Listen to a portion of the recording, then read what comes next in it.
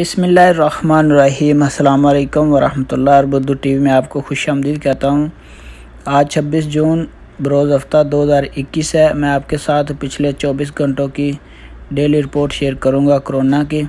Saudi Arabia में पिछले 24 घंटों में 1301 केस रजिस्टर हुए हैं। 1376 लोग सेहतयाब हुए हैं। 17 लोगों की डेथ होगी। अल्लाह पाक उनकी मगफरत फरमाए। सबसे ज़्यादा मक्का अल मुकरमा में 306 केस रजिस्टर हुए हैं। रियाद में 298, मंतका अल शर्किया में 225, असीर में 185, जज़ान में 89, मदीना अल मुनव्वरा में 54, कसीम में 50, नजरान में 28, अलबाहा में 20, हायल में 18, तबूक में 13, हदूदा अल शमालिया में 11 और जोफ में 4 केस रजिस्टर हुए हैं।